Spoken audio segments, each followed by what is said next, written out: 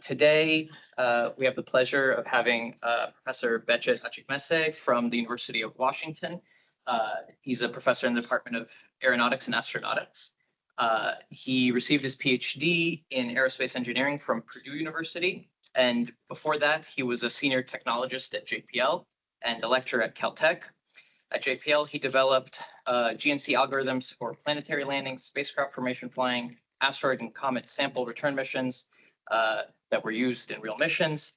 He's the recipient of the NSF Career Award, IEEE Technical Excellence in Aerospace Controls, numerous NASA Achievement Awards for his contributions to NASA missions and technology development. He's a fellow of AIAA and IEEE. On a more closely related note to MERL, he's also given us, like, I don't know, 80% of his students from the lab have trickled through MERL. A number of them are here with us this summer. And on a personal note, I spoke to him, I cold called him back in 2013, and he's a large part of the reason why I'm here at MERL. And so with that, I will hand you the floor to give your talk. Thanks, Avishai. Thanks for the kind invitation and introduction. I'm really happy to be here. I have to put a bit of a disclaimer for today. When I was preparing this presentation, I asked Purna, he said that, why don't you talk more on robust planning and control? Otherwise, I would have talked about other things. Anyways, so I preemptively blame him if there are more mistakes than I usually make in my presentations. I prepared them last week. Hopefully it will go well, and hopefully it will pique some interest in certain areas. I'll have an overview first, then some results in robust planning and control, and I'll wrap up. That's the plan. So overview, when I say certain things, I want to keep things straight as I can. So this is a typical autonomous control system, how it is set up in many aerospace systems I have seen. At the highest level, there is mission planning, which decides on high-level mission goals, objectives, constraints, whatnot. This is passed to what people call guidance, or sometimes called trajectory planning. Here, dynamically feasible trajectories are generated, which generates reference inputs to a feedback controller, which drives a vehicle or whatever you are driving. There are sensors which feeds the navigation algorithms, Kalman filters, whatever it may be. And this information is both control and guidance. They act at different time scales. Maybe this control is happening, I don't know, every 1/10 of a second or 1/15 of a second, while the guidance trajectory planning usually happens slowly, and mission planning slower. So when I say mission planning, guidance, or trajectory planning, that's what I mean, more or less. And the key technique we have been using, or the key methodology, is based on convex optimization. As I will explain, in trajectory planning, convex optimization techniques are techniques we use. And the reason is simple. Many of the trajectory planning problems are complex, hard to solve with non-convex, sometimes mission constraints, vehicle constraints. The objective is taking problems and also feedback control. When we synthesize feedback control policies, they have similar issues. And the technique of convexification, that's our focus, is converting problems which are typically hard, with non-convex cost constraints, to optimization problems that have nice constraints and cost metrics, i.e. convex optimization problems. And if you can do this conversion, it's not always doable, but if you can manage to do this, then you have some advantages. You have numerical methods that solve convex optimization problems reliably, extremely fast, to optimality, actually to global optimality. So this is a good situation if you can formulate problems as optimization problems and then convert them to convex optimization problems somehow. That's the scheme. And what do we do in my group and my research in this domain? There are several components. Modeling. Modeling is always maybe the most critical part of anything you do in engineering. If you can't model your system well, that means you don't know it, and the likelihood that you will be able to control it is low. Maybe I will do it, but I wouldn't get on an AI controlled airplane now, maybe in the future. Modeling, I mean dynamics, modeling the dynamics. Typically, complex systems have nonlinear dynamics, non-smooth dynamics, mission constraints, vehicle constraints, and uncertainties. These are important components of your modeling. Typically, uncertainties are not things that come to mind first, but it's important to understand what are the sources of uncertainties and how do they impact you. Then another piece we do, as I explained, convexification. And we have developed techniques of convexification. One is lossless convexification. It's applicable to a subset of problems, but nevertheless, it can be useful at times. I'll show you examples. Successive convexification, we have proximal methods. Proximal methods are numerical methods, but successive convexification is maybe a bit more generic. It's a way of generating, recursively generating convex optimization problems that at the end, the limit captures the actual system you are trying to deal with. It's a more generic technique than lossless convexification. And then in the domain of uncertainty handling, we use lossless and sequential convex reductions. I'll give you an example of lossless reductions, maybe also a sequential convex reduction. And then computations. I'll not talk too much about computations, but we have been also developing numerical convex optimization algorithms. We developed first-order methods. One is called proportional integral projected gradient method, and its variants for control-specific purposes. These are not as generic solvers, numerical solvers, but they are customized for control applications. We have interior point method algorithms for second-order code programming problems. These are fairly generic. And one is available, it's called COCO and COCO-Gen. It's just became a part of CDX-Pi, if you are a user of CDX-Pi in Python. It's one of the fastest solvers as we speak that's available with CDX-Pi. And we also generate custom embedded solvers. Again, COCO has one of those. We have others as well. So here is a bit of a story, from the past. It is an example of lossless convexification. I think I'll present first. This problem came from rocket landing, soft landing. And initially, this problem was motivated for Mars landing applications when I was at NASA Jet Propulsion, that's JPL. And here, a rocket tries to land to a specific spot, given prescribed spot. And as you are landing, you have to generate these trajectories that you have to follow with the feedback control. And these trajectories must obey some control constraints, state constraints. What's a control constraint? To control the motion of this vehicle, you have a thruster. And this thruster can provide force vector. And one constraint you have is this force vector has to be in an annulus in 3 dimensions. It has a lower bound on its magnitude and upper bound in its magnitude. Upper bound is kind of obvious. Everything has an upper bound. But the lower bound is not that obvious. It comes from the fact that once you turn on these thrusters, you don't want to bring them below a certain value, otherwise they may shut down and never ignite again. So this causes this lower bound. There are other applications this kind of lower bound exists if you want to discuss. And then there are other constraints. You cannot rotate this thrust vector too much. The reason is thrust vector is kind of proxy to the orientation of the vehicle. We use it. We don't want to model the orientation dynamics sometimes explicitly. Sometimes we do, but sometimes we don't need to. And in those cases, sometimes we use thrust vector as a proxy. So this is the thrust vector, my model.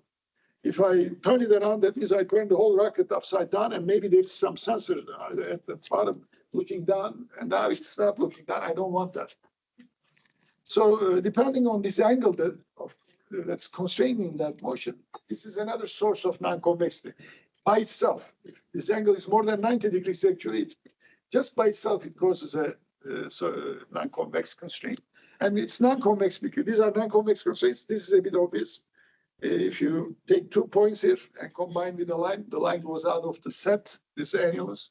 That's why it's a non-convex set.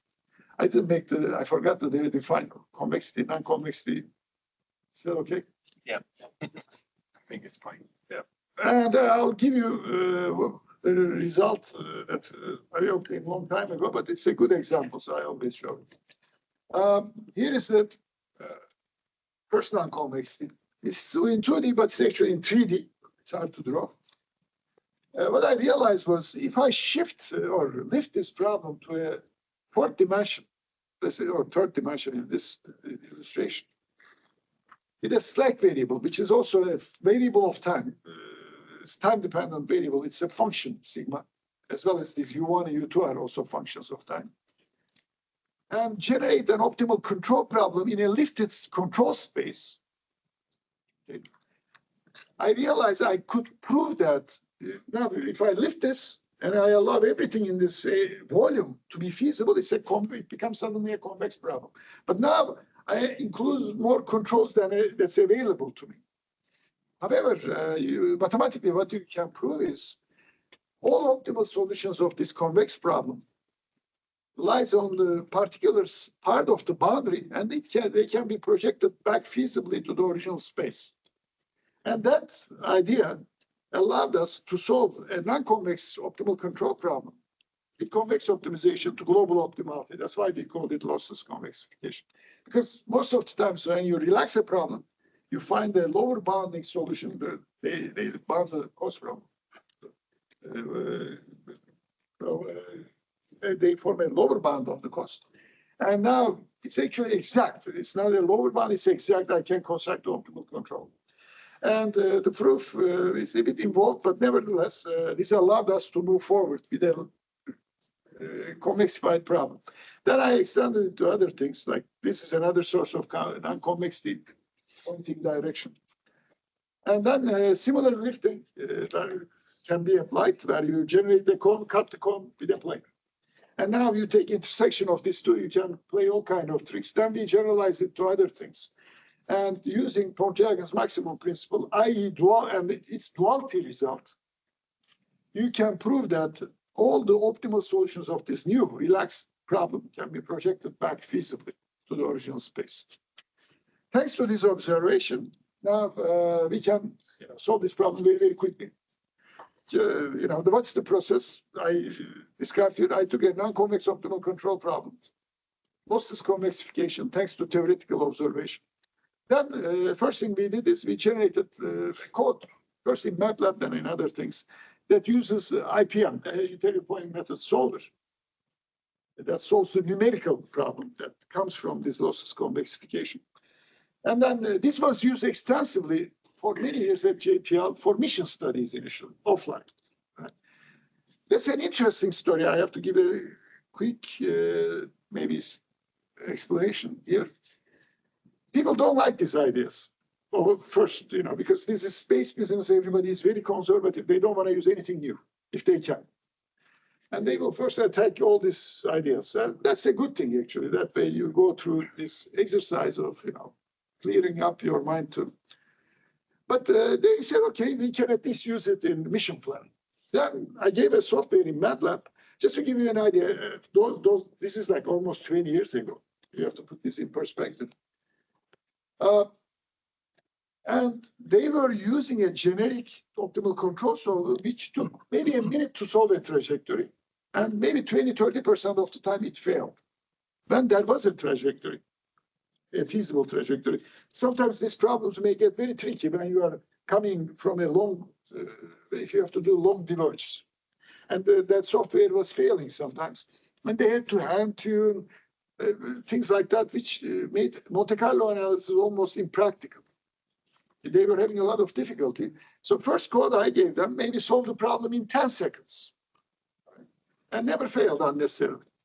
So think about 1 minute to 10 seconds, maybe 6 times faster, 7 times faster. But more importantly, it didn't fail. Somebody could give a run, wait several hours, get it Monte Carlo analysis. Somebody could run several Monte Carlos a day. In 2012-13, we gave them a code which generated a Monte Carlo result in a couple of minutes. Because we took down this 8 seconds, 10 seconds to few milliseconds on a laptop, let's say less than 10 milliseconds. So now you could run Monte Carlos on your very, very quickly. You can even do mission design optimization if you want. So that's an important lesson learned. Then we took this, what we call fast IPMs into custom IPMs, customized for the application. And we demonstrated it for the first time on a rocket before SpaceX. Now SpaceX used these techniques for their Falcon 9s, now their Starship applications. Anyways, I'll show you a video from 2013. And as far as I know, space guys were also watching this, and I mean, it helped them to, to appreciate these methods can be useful. And that was a good motivator for their technology to develop to the level that they brought it now. Much more spectacular than what I will show you. But in the historical context, this was also pretty cool at the time. That shows that I'm getting old. First time I showed it, well, it was cooler. Performs the final system checks on Zombie. JPL's new fuel-optimal large divert guidance algorithm, known as G-Fold, is about to get its largest demonstration to date. With support from NASA's Flight Opportunities Program, this groundbreaking project enables JPL to validate robust landing technology. This Google Earth visualization is created from the actual trajectory data recorded by Zombie in flight. The trajectory may look simple, but this flight represented an unprecedented achievement in autonomous rocket technology. The half-mile translation across the desert was in fact a spontaneous landing diversion, in which the rocket was commanded to abort its initial nearby landing spot during final approach, aggressively change direction, and begin following a new trajectory that was first calculated only 1 second earlier. The G-Fold computer calculated this new trajectory mid-air in real time, choosing a new landing site in the distance and optimizing the path through the sky to burn the least amount of fuel possible.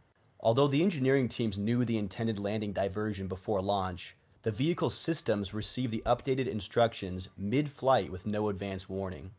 Once commanded to change direction, the system instantly throttled up the engine and aimed the vehicle hard over to meet the new objective. This flight was yet another expansion of Zombie's vehicle flight dynamics, reaching a maximum altitude of 1,200 feet while flying out of plane with the landing pads, then traversing downrange nearly a half mile over the desert floor at more than 50 miles an hour, before gently touching down within 9 inches of its target.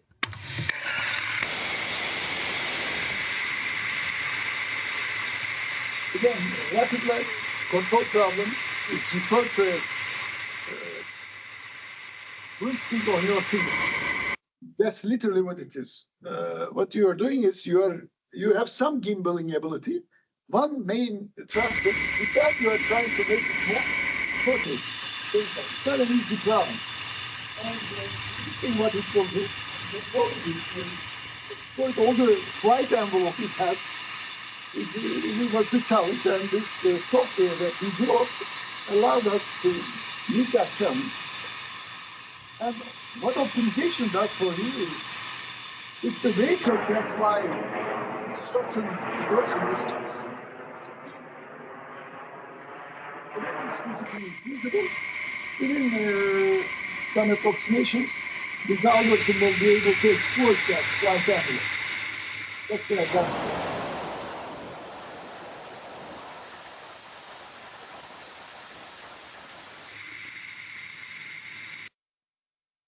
Anyways, this vehicle looks like a zombie next to the current. But it did explode as the spaceship does. That's true. All right, and I used convex optimization in other applications too. This was maybe earlier than this flight. I designed this algorithm in 2009. It was used on both landings of MSL, Mars Science Lab, and Perseverance rovers, Curiosity and Perseverance rovers on Mars. There was this problem of flyaway control. Maybe you remember how these guys landed on Mars. They were brought by a free flyer.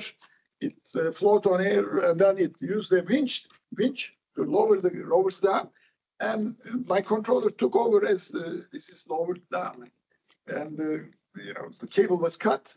And what it had to do was stabilize the vehicle, turn and burn as far as possible, fly as far as possible and crash. And I use a form of lexicographic convex optimization there to solve two convex optimization problems that were prioritized for managing the thruster. And that allowed us that optimization, again, simple. It wasn't a big problem. I could solve analytically in closed form. Allowed us to use the same amount of fuel, but fly more than twice, actually.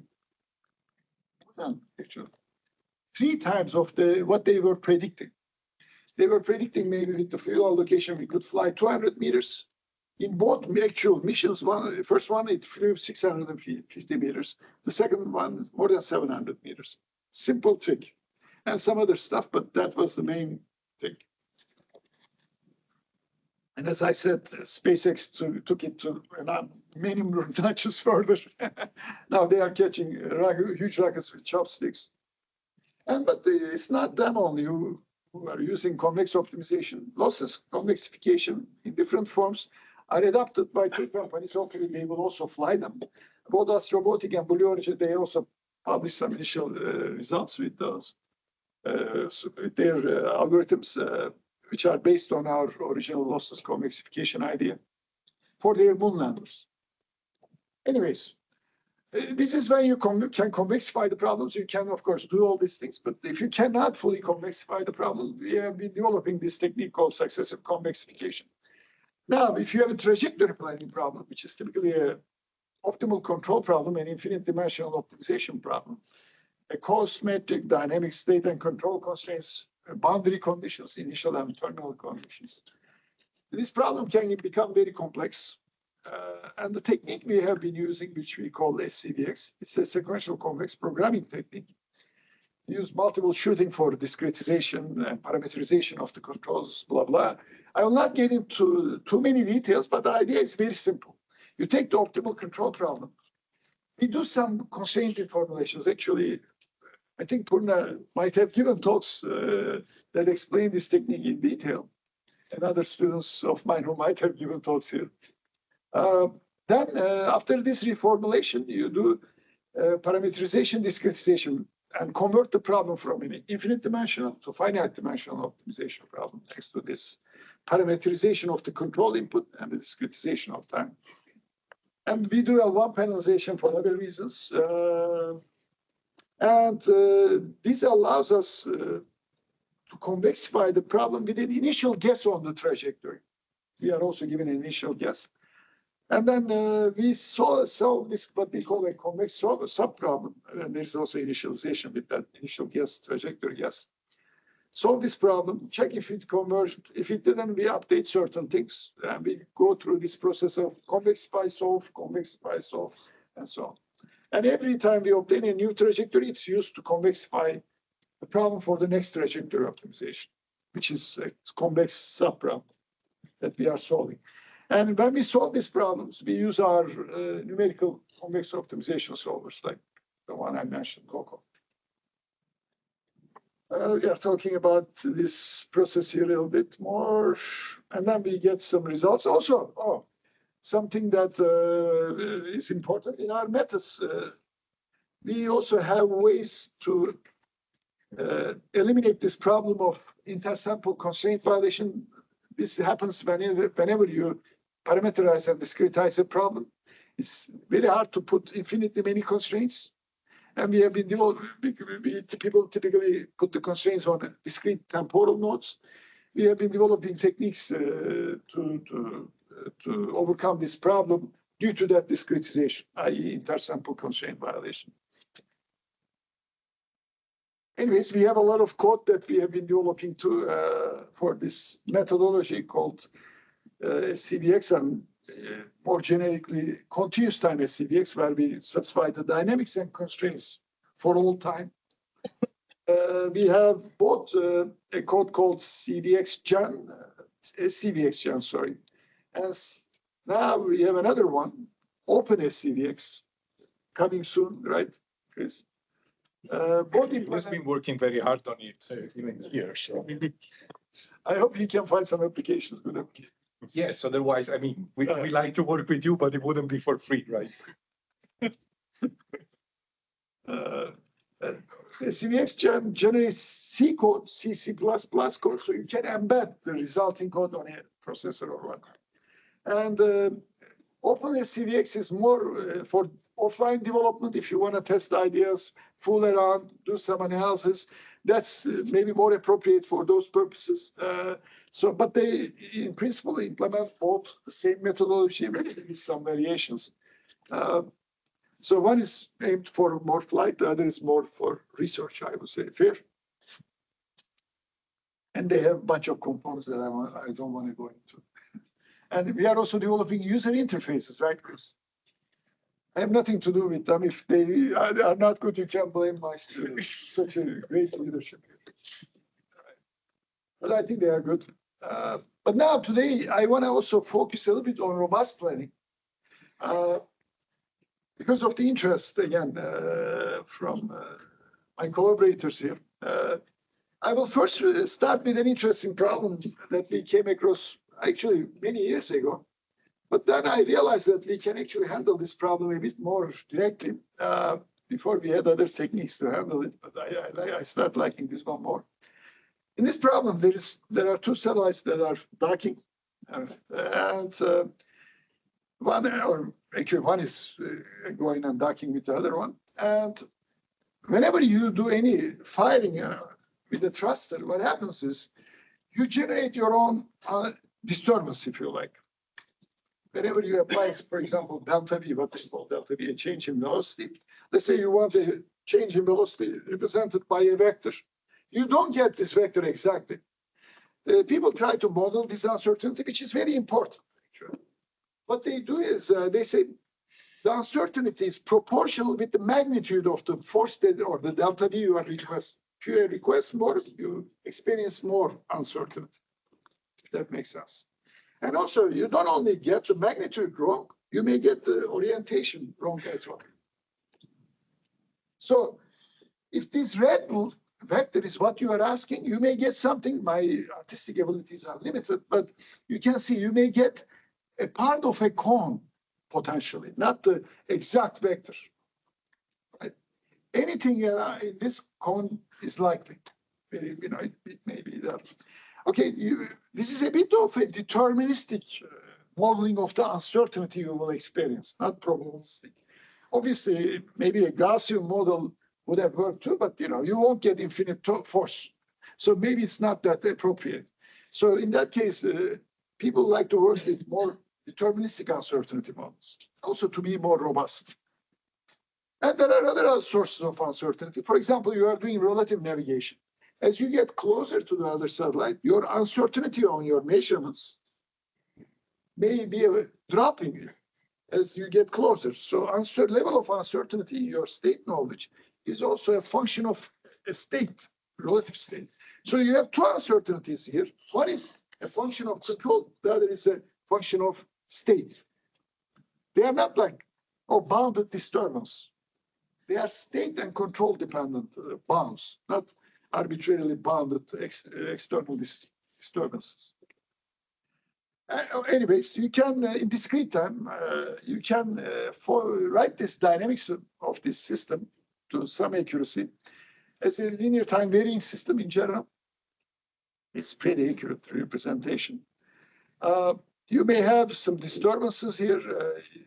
These are, let's say, more bounded type external disturbances, but also some state-dependent uncertainties. By the way, I'll use some notation here, then I will switch. That's a side effect of the fact that I prepared the slides in the last couple of days. Sorry for that in advance, because my students use another notation, unfortunately. But we can be flexible enough. What? I think we can be flexible enough. Thank you. I don't like that. I am maybe a bit more. We are very familiar. Obsessed about these things. Thank you. So whenever you have this kind of inputs that are uncertain, now you have to satisfy constraints. For example, I have to satisfy some control constraints, some state constraints, which are more important. Here, for example, you may want to stay away from the other satellite. You may want to be to the left of this satellite throughout the whole maneuvering, for example. Now, this constraint, even though it looks like a single constraint at every time instance t, it's actually, you are imposing infinitely many constraints for a solution variable because of this uncertainty. For each realization of uncertainty, this constraint must hold true. So since there are infinitely many of possible uncertainties, though bounded by the state or controls, nevertheless, there are infinitely many of them. So you have, even if you can parameterize your control, discretize your time, whatnot, that way you get a finite representation of your solution variable, you have infinitely many constraints. These kind of problems are known as semi-infinite optimization problems, semi-infinite programming problems, because you have finite dimensional solution variable, infinitely many constraints. Now, how do we deal with this situation? How do we ensure that these constraints are satisfied for all uncertainties? What we do is we take the semi-infinite optimization problem. By using convex duality theory, we convert it into a biconvex problem, meaning that so if you fix certain variables, problem is convex, and vice versa. Then we use the cone that this convex cone that these solution variables live and remove this biconvexity and convert this into a convex problem. Actually, that step is simple but quite important. We call this whole process lossless reduction because we take infinitely many constraints and convert it into finite exact representation, lossless. But for this class of problems. And here we have, again, I'll start now my students' notation. Again, discrete time dynamics, it can be time varying here. You can write it in a stacked form. Stacked form, I mean, everything is expressed in terms of independent variables like initial state and all the controls. Not in the recursive form, but the stacked form. All these barred quantities are stacked matrices and so on. And whenever you see a bar, that means I stacked all the variables out from 0 time to the final time or the current time. Anyways, with that, first we describe two components of the dynamics. A nominal portion, which is based on some nominal quantities, like nominal control I'm asking for, or nominal state I'm following. And then deviation quantities, delta x, and the u, that way. And here, in the new notation, is n is the uncertainty that's control and state dependent, and g is known inputs, and so on. W is bounded uncertainties, literally bounded, but not state or control bounded. N is the state and control bounded. I mean, the formulation is not that important, these details of the formulation, but what's important is this assumption, as I mentioned. We assume that W is bounded independent of state and controls in a polytope. This is, by the way, this means element-wise. And N is bounded by a function, a convex function of the nominal state and the input that you are requesting from the system. U is the input that I'm requesting from the system. And we assume it to be non-negative too. That's not a strong assumption, by the way. You can bring a lot of variables into this form. That's a side discussion. If your uncertainty obeys these rules, let's say, then there are things you can do. First, here, if you look at our state constraints like this one, this is a linear inequality constraint on the state at every time. And it must hold for all W and N, for all of them. And W and N lives in this polytopic set. And this is independent of the state, as I said, and controls, but this part depends on state and nominal state and controls. So how do we ensure that these inequalities are satisfied? What you do is, for these inequalities to satisfy, you have to ensure that if you look at H, it's a matrix, and small h is a vector.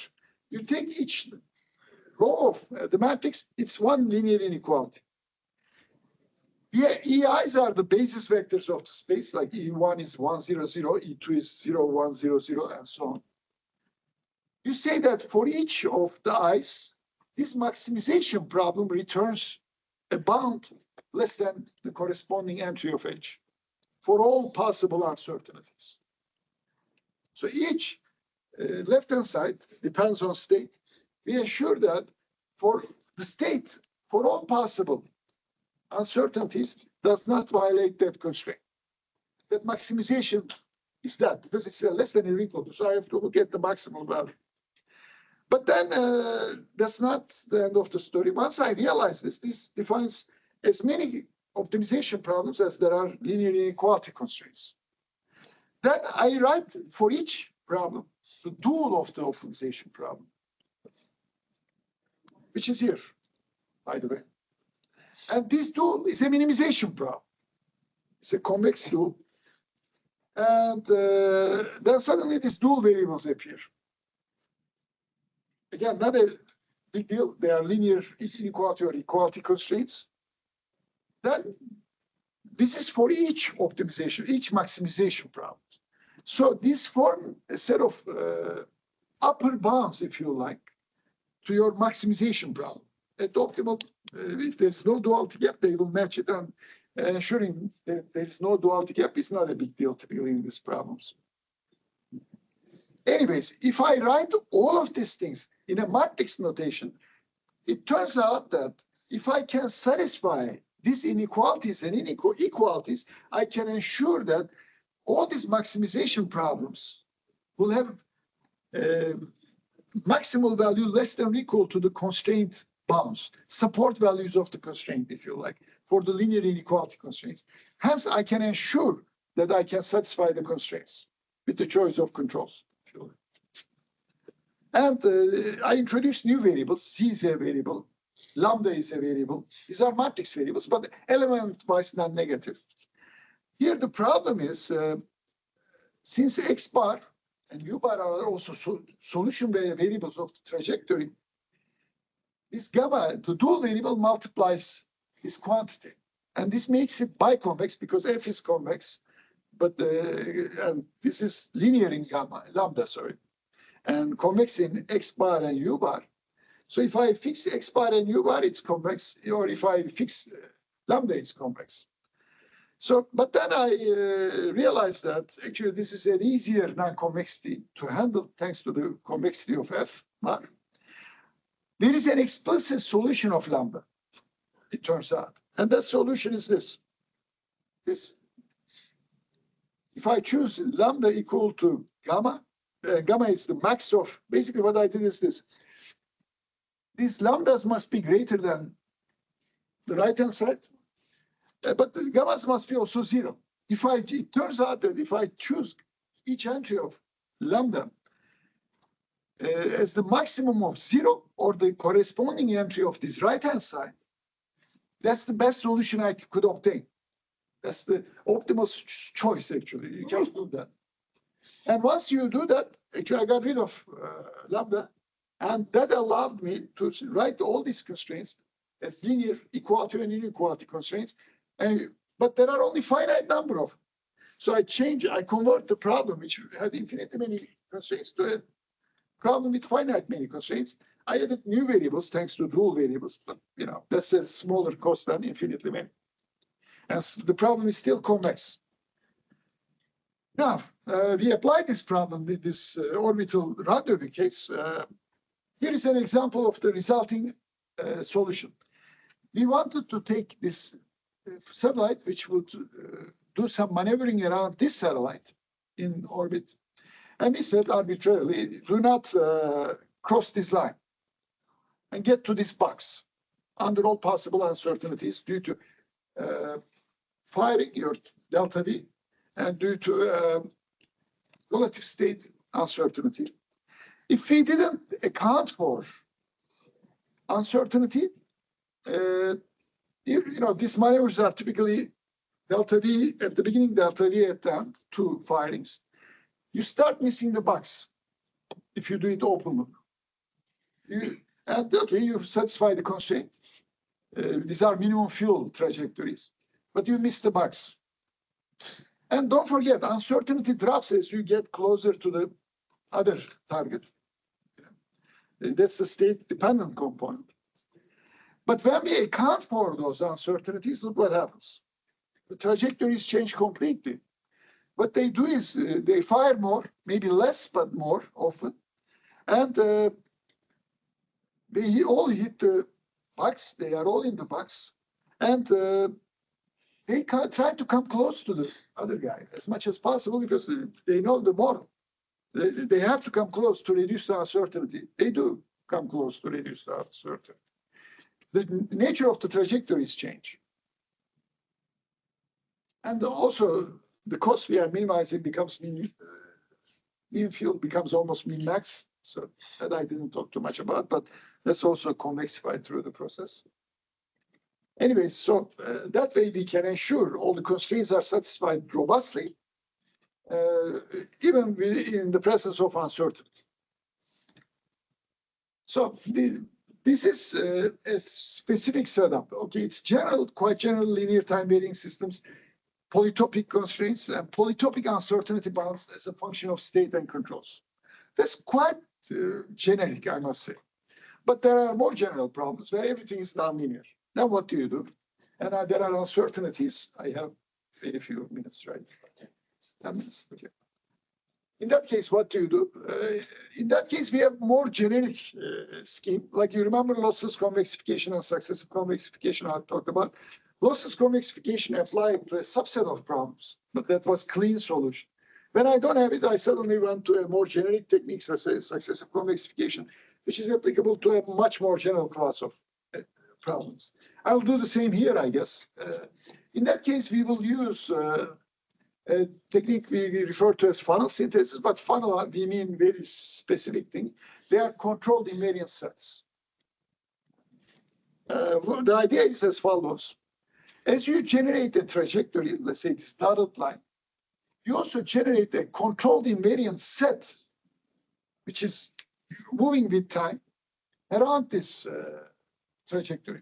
Controlled invariant means that you design a trajectory together with a feedback policy that keeps this region around the trajectory invariant, i.e. under all possible uncertainties that you model, you cannot escape this region.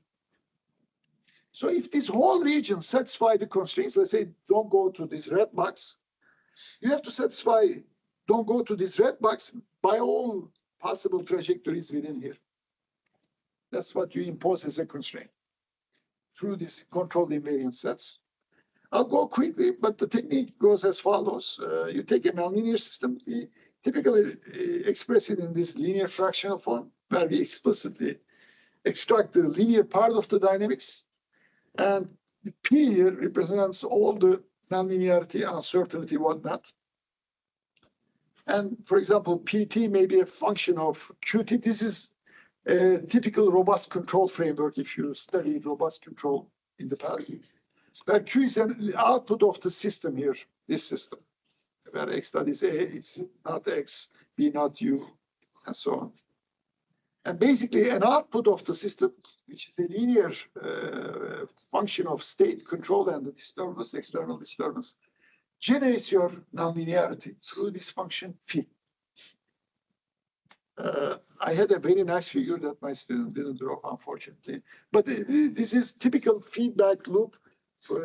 There's the linear system, and it outputs some signal. That signals go and feeds the nonlinearity uncertainty. That spits out something, and that feeds into my system again. That closed loop system, if you like, with the uncertainty in the loop. Anyways, to do some analysis, what we do is here our bar quantities are a bit different. They represent the nominal trajectory. Like X bar is a nominal state trajectory, U bar is a nominal control trajectory. Like one realization that you call nominal.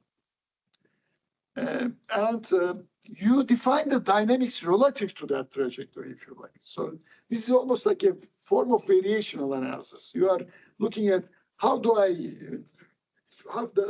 my motion change relative to a given trajectory? That's what we are trying to analyze, if you like. And the analysis techniques use this characterization of the uncertainty.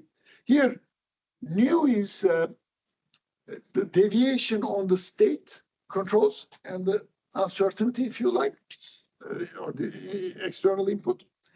And rho is the deviation in nonlinearity and uncertainty. And we quantify rho, which is feeding into your system, in terms of your system's output. But these are variations on the output, variation on the nominal uncertainty that's feeding into your system. And these are quadratic forms. If you look at them, M is a symmetric matrix as a function of time in general.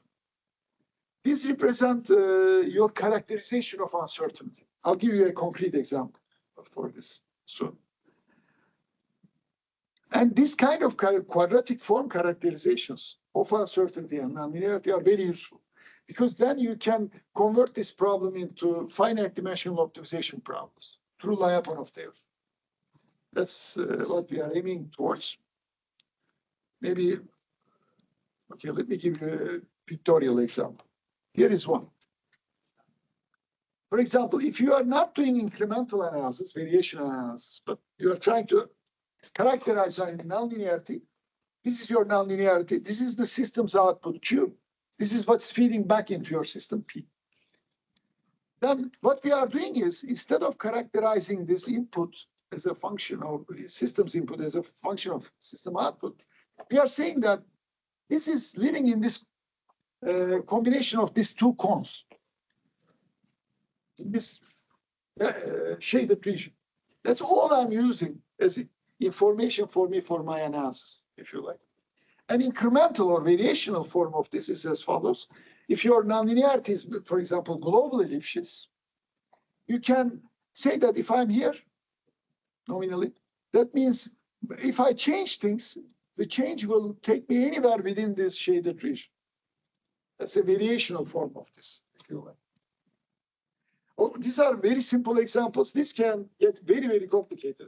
You know, for example, now once you start seeing that these sectors, if you like, can be captured with quadratic inequalities, you can generalize these sector definitions via matrices, which we call multiplier matrices, by generalizing them to the nth degree. That's what I used to do a long time ago, and now they are becoming very helpful, actually. For example, if you have a nonlinearity uncertainty whose Jacobians live in convex sets, polytopes, convex cones, they can be even unbounded. Then you can write these multiplier matrices. You can characterize these multiplier matrices in many general cases. Actually, that's quite interesting.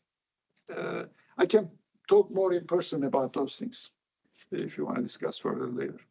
Anyways, let's say I did this. Then I can, since I'm running out of time, I can generate these funnels by using Lyapunov functions.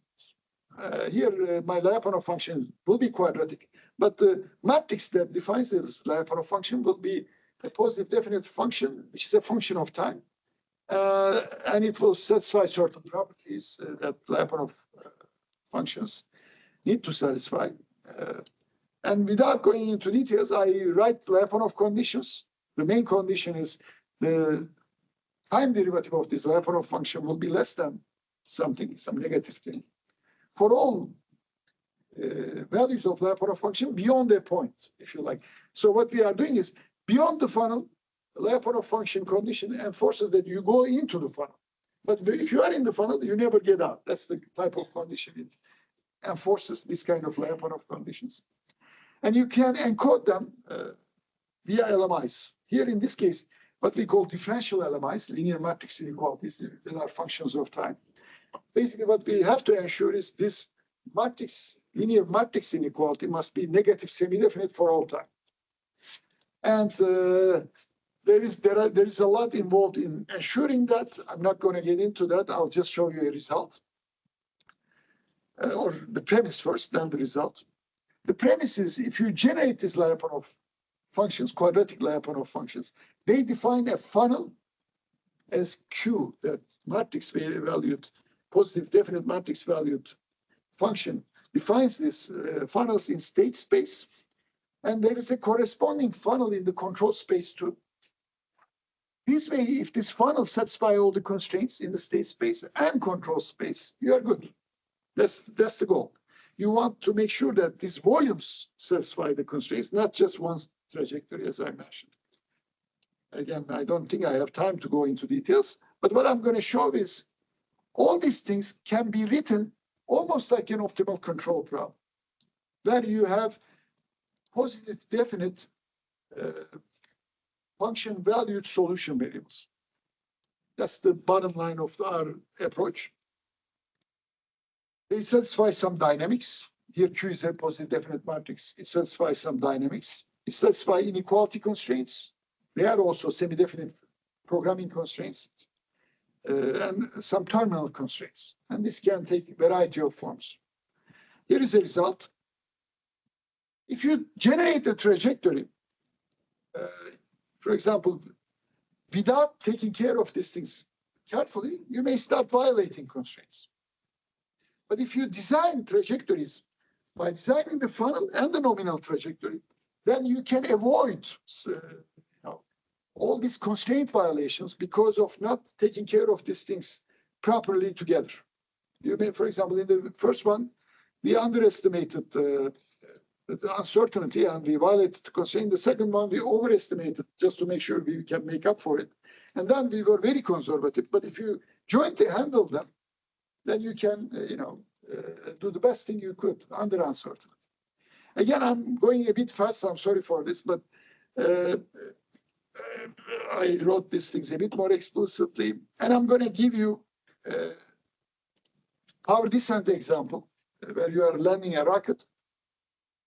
This is a 12-state problem. It's a big problem, 12 states. And each one is a function of time. 3 control inputs, actually 6 control inputs with torques. And you are landing a rocket, and you can generate these funnels. And the funnels can satisfy all the constraints. And here is the funnel, and these are a bunch of sample trajectories within the funnel. And they satisfy a bunch of control constraints, state constraints, like one state constraint is glide slope. The trajectories don't come too close to the ground before they land and so on. And they work. The problem is computation. Solving these differential linear matrix inequalities with positive definiteness constraints can be time consuming. Those are things we are working on now. That's all I want to say because I'm going over time also, and I realize that I might be going too fast. Let me stop here. And if you have any questions, I can answer now or after the meeting. Thank you.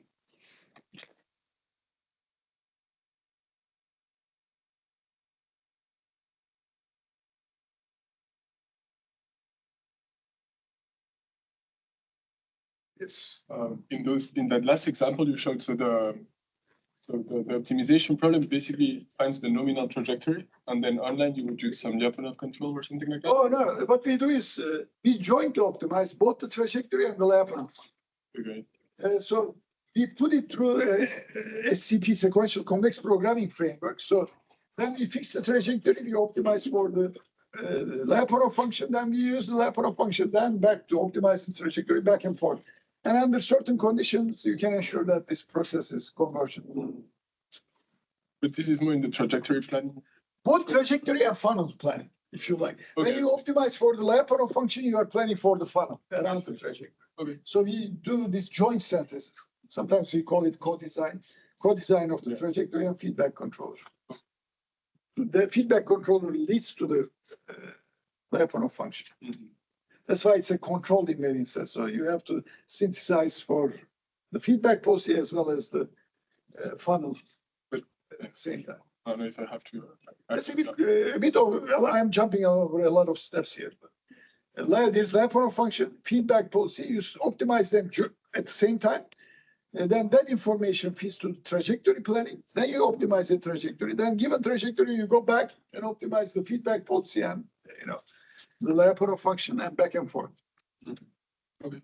Thank you. Yeah.